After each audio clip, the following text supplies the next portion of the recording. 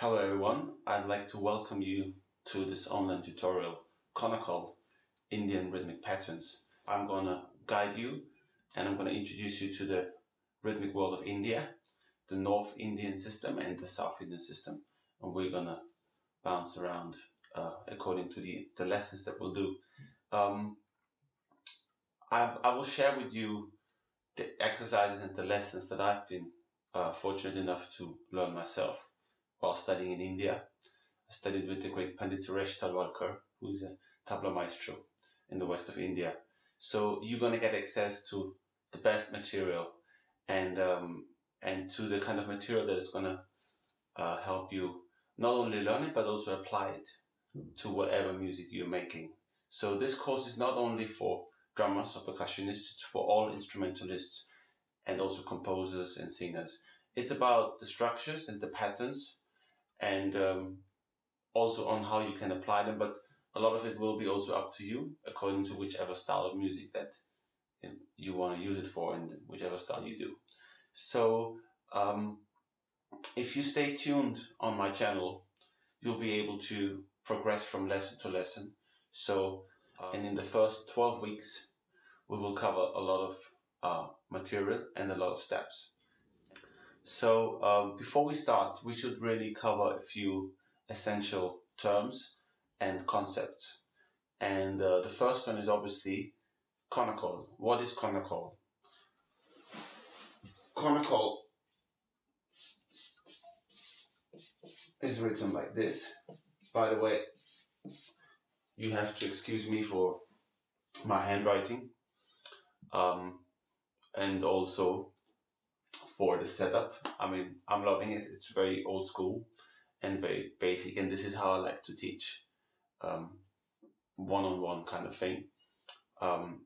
So Konnakol is the rhythmic language from the south of India, and in the south of India, Konnakol is really used to express rhythm and to also communicate with each other, especially drummers. How did it develop? It developed really from the need of being able to memorize rhythms. And unlike the Western form, especially the Western classical form, where we have notation and we have sheet music. So anything, any melody or any rhythm that you play and you want to remember it, we know how to write it down with staff notation.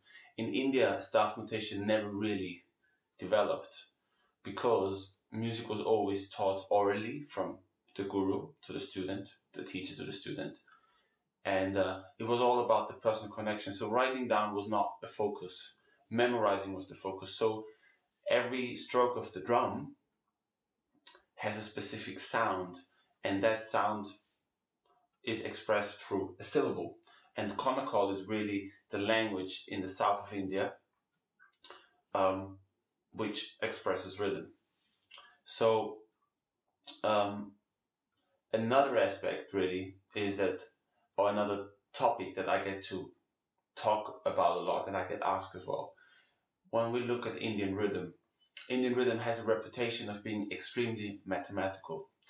And I would say yes, that's true, but also it's also not true, because rhythm in its essence is mathematics. Every rhythmic tradition in the world is mathematical. Yes, the Indian tradition has fantastic formulas and patterns and structures, and all these things is what you'll be learning in this course essentially.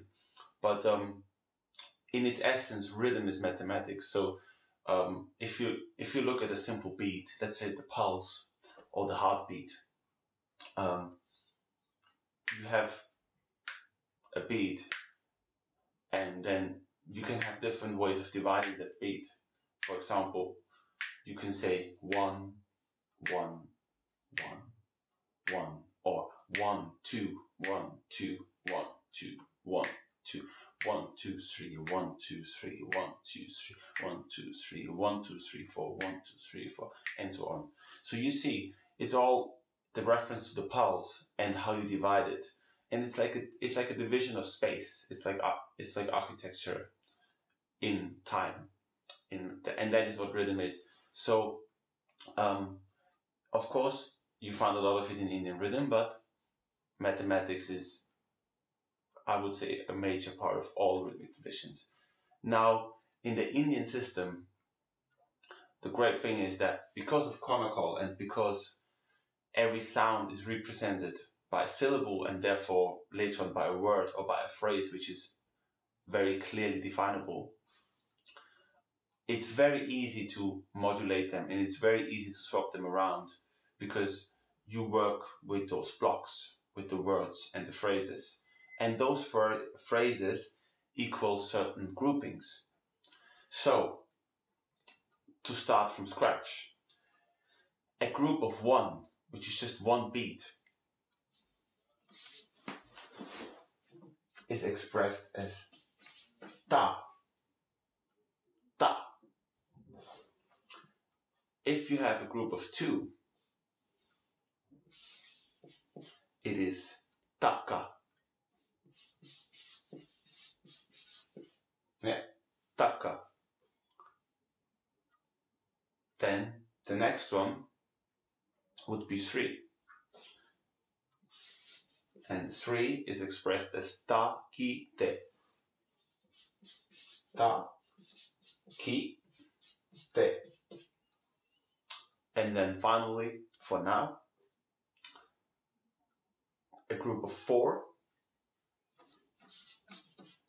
is expressed as ta, ka, ti, mi.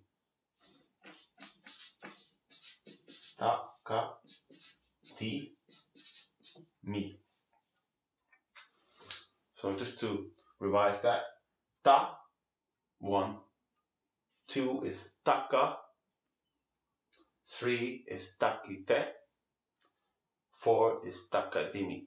Now, there will be many more phrases, and as we move on, a lot of the phrases that come later are combinations of those simple phrases.